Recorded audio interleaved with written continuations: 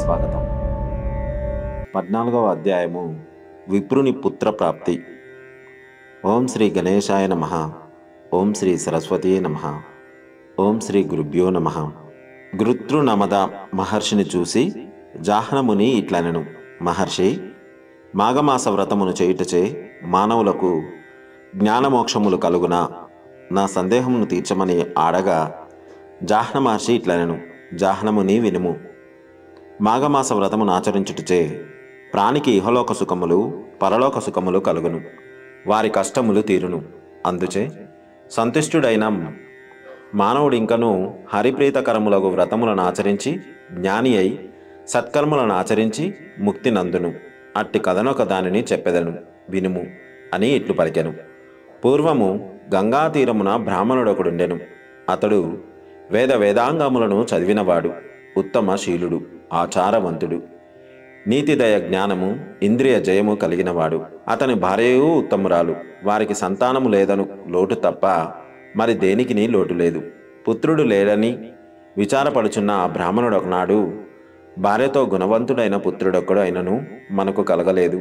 అట్టి పుత్రుడొకడున్నను మన వంశమునకు మనకును సద్గతులు కలుగుతాయని విచారపడెను. అప్పుడు ఆమె, నాదా, నీవు తగిన పూజను చేయలేదేమో, అందువలన మనకు సంతానము కలగలేదనుకొందును అని సమాధానము ఇచ్చెను. అప్పుడు ఆ బ్రాహ్మణుడు, ప్రియా, కష్టతరమైన తపమును ఆచరించి అయినను శ్రీమన్నారాయణుని సంతుష్టపరచెదను, పుత్రవరమును కోరుదునని చెప్పెను. కష్టమైన నియమాలను పాటించి నిశ్చలమైన తపము చేసి మృకండ మహాముని వలె ఉత్తమ పుత్రవరమును కోరదననియు పలికెను. ఆ దంపతులిద్దరును తపమాచరించవలనని గంగాతీరమునకు పోయిరి. బ్రాహ్మణుడు అష్టాక్షరమును జపించుచు శ్రీహరిని మనసులో నిలుపుకొని తీవ్రమైన తపము ఆచరించెను. కొంతకాలమునకు శ్రీమన్నారాయణమూర్తి ప్రత్యక్షమయ్యెను. అతడు 4 చేతుల యందును శంఖమును చక్రమును గదను ధరించియుండెను. వరమాలను ధరించెను. పచ్చని పట్టుబట్టను కట్టెను. కౌస్తుభమును మణిభూషణమును ధరించెను. అతని కిరీటము కోటి సూర్యుల కాంతితో నుండెను. శాంతిభూషితమై ప్రసన్నత కల శ్రీహరి ముఖము మకర మండలముల కాంతితో మరింత శోభాయమానముగా ఉండెను.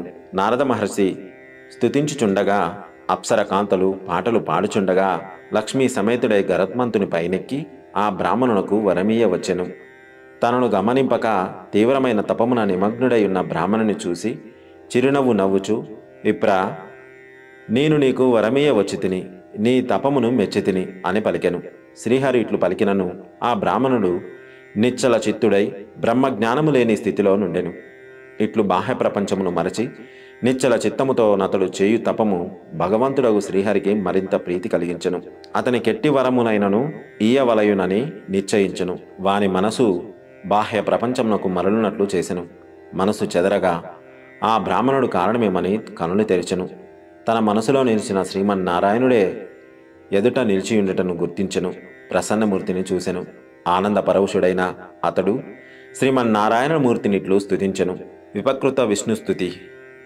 నమస్తే దేవదేవేశ, నమస్తే భక్తవత్సల, నమస్తే కరుణాంసే, నమస్తే నందవిక్రమ, గోవిందాయ సురేశాయ, అచ్యుతాయ వ్యయాచ, కృష్ణాయ వాసుదేవాయ, సర్వాధ్యక్షాయ సాక్షినే, లోకస్థాయ హృదిస్థాయ, అక్షరాయాత్మనే నమః, అనంతయాది బీజాయ, అధ్యాయాఖిల రూపిణే, యజ్ఞాయ యజ్ఞపతయే, మాధవాయ మురారయే, జలస్థాయ స్థలస్థాయ సర్వాఘాయ మలాత్మనే, సచ్చిద్రూపాయ సౌమ్యాయ, సమస్వాగ్గనాసినే నమః, కాలాయ కలయే కామితార్థప్రదాయ చ, నమో దాంతాయ శాంతాయ విష్ణవే జిష్ణవే నమః, విశ్వేశాయ విశాలాయ వేదసే విశ్వవాసినే, సురాధ్యక్షాయ సిద్ధాయ శ్రీధరాయ నమో నమః, హృషికేశాయ ధైర్యాయ నమస్తే మోక్షదాయినే, పురుషోత్తమాయ పుణ్యాయ పద్మనాభాయ భాస్వతే, అగ్రేసరాయ తూలాయ అగ్రేసరాయ ఆత్మనే నమః,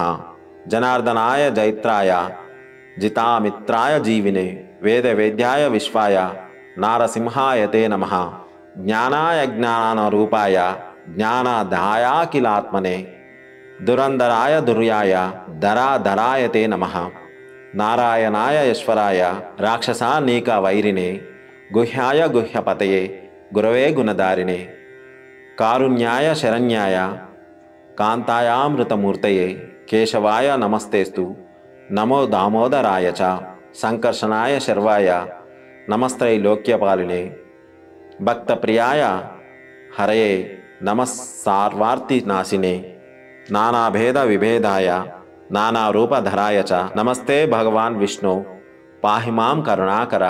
ఈ విధముగా శ్రీమన్నారాయణుణ్ణి ప్రత్యక్షముగా చూసిన బ్రాహ్మణుడు భక్తితో అశువుగా చెప్పిన ఈ స్తోత్రము అందరూ భక్తి ప్రపత్తులతో చదువుట శ్రేయస్కరము. జహనముని ఆ బ్రాహ్మణుడు అష్టోత్తర శతనామములతో శ్రీహరిని స్తుతించి ఆనందపరవశుడై నమస్కరించుచూ నిలిచియుండెను. భగవంతుడు వరమును కోరుకొమ్మని శ్రీహరి మాటలను విన్న ఆ విప్రుడు, స్వామి, నీ పాదములయందు నాకు నిశ్చలమైన భక్తినిమ్ము. ఇహలోకమున పరలోకమున సద్గతికి కారణమైన పుత్ర సంతానమిచ్చి నాకు ముక్తి నొసగుమని కోరెను.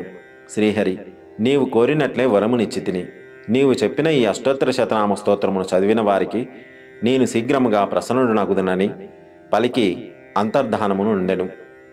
బ్రాహ్మణుడు సంతోషించుచు తన ఇంటికి చేరెను. కొంతకాలమునకు వాని భార్య గర్భవతి అయ్యెను. కుమారుడు కలిగెను. పుత్రుడు కలిగినందులకు ఆ బ్రాహ్మణుడు మిక్కిలి ఆనందించెను. కొంతకాలమునకు నారద మహర్షి వాని ఇంటికి వచ్చెను. బాలుని చూసి వీని ఆయుర్దాయము 12 సంవత్సరములని చెప్పెను. తన దారిని తాను పోయెను. ఆ బ్రాహ్మణుడు నారదుని మాటలను తలుచుకొని విచారమగ్నుడయ్యను.